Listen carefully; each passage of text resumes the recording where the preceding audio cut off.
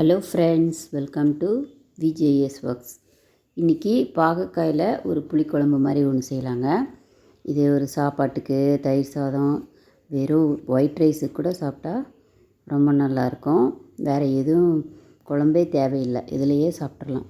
பாகக்காய் ரொம்ப உடம்புக்கு நல்லதுன்னு சொல்கிறாங்க. இரும்பு சத்து அதிகமாக இருக்குது. அதனால் வாரத்தில் ஒரு தடவை சேர்த்துக்கிட்டா ரொம்ப நல்லது. பாருங்கள், பாகற்காய் 100 கிராம் எடுத்து வச்சுருக்கேன். சின்ன வெங்காயம் ஒரு 50 கிராமு, ஒரு தக்காளி, கருவேப்பிலை கொஞ்சம், அவ்வளோதான். இதையெல்லாம் நல்லா வாஷ் பண்ணி பொடியாக கட் பண்ணி வச்சுக்கலாம். இப்போ ஒரு பேனில் 2 டேபிள் ஸ்பூன் ஆயில் விட்டேன். கடுகு உளுத்தம்பருப்பு ஒரு அரை டேபிள் ஸ்பூன் போட்டு முதல்ல சின்ன வெங்காயம் பொடியாக நறுக்கி வச்சுருக்கேன். அதை அதில் சேர்த்துக்கலாம். வெங்காயம் கொஞ்சம் நேரம் வதங்கட்டும். கூட கருவேப்பிலை சேர்த்து சீரகம் சேர்த்துக்கலாம். அப்படி இல்லைன்னா தாளிப்பு வடகம் இருக்கிறவங்க வடகம் சேர்த்துக்கிட்டால் கூட போதும். தாளிப்பு வடகம் நான் கொஞ்சமாக சேர்த்து அதை நல்லா கொஞ்சம் நேரம் வதக்குறேன். ஒரு 2 நிமிஷம் வதக்கிட்டு அப்புறம் இந்த தக்காளியும் பொடியாக நறுக்கி வச்சுருக்கேன், அதையும் சேர்த்துக்கலாம். தக்காளியும் வெங்காயமும் நல்லா கொஞ்சம் நேரம் வதங்கட்டும். ஒரு 2 நிமிஷம் வதங்கினதும் பாவக்காயை அதில் சேர்த்துக்கலாம். பாவக்காய் எடுக்கிறப்ப கொஞ்சம் பிஞ்சு பாவக்காயாக பார்த்து எடுங்க. அப்போ தான் கொஞ்சம் கசப்பு இல்லாமல் நல்லாயிருக்கும் டேஸ்ட்டாக. இப்போ மஞ்சத்தூளும் உப்பும் மட்டும் சேர்த்து முதல்ல ஒரு 2 நிமிஷம் நல்லா வதக்கி விடலாம். அந்த கொஞ்சமாக தண்ணி தெளித்து ஒரு 2 நிமிஷம் வதக்குனா கொஞ்சம் காய் நல்லா வெந்துடும்.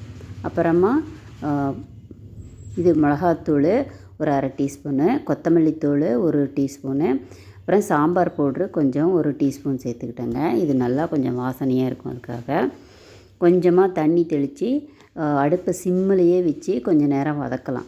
காய் நல்லா வதங்கின வரைக்கும் நல்லாயிருக்கும். இது நல்லா பிஞ்சாக இருந்தால் ரொம்பவே டேஸ்ட்டு கொடுக்கும்.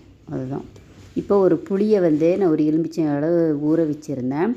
அதை நல்லா கரைச்சி அதை இதில் இப்போ சேர்த்துக்கிறேன்.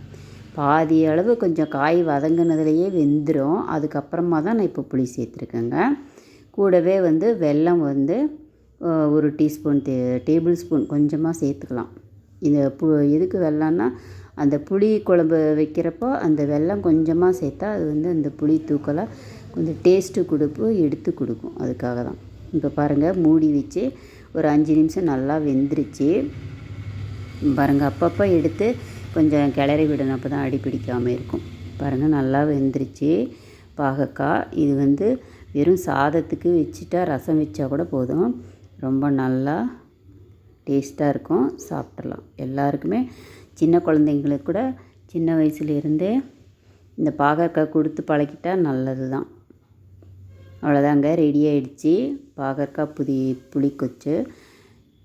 ஒரு தடவை ட்ரை பண்ணுங்கள். ட்ரை பண்ணிவிட்டு விஜேஎஸ் ஒர்க்ஸ் சேனலுக்கு சப்ஸ்கிரைப் பண்ணுங்கள். ஃப்ரெண்ட்ஸுக்கு ஷேர் பண்ணுங்கள், லைக் பண்ணுங்கள், எனக்கு கமெண்ட் சொல்லுங்கள். தேங்க்ஸ் ஃபார் வாட்சிங்.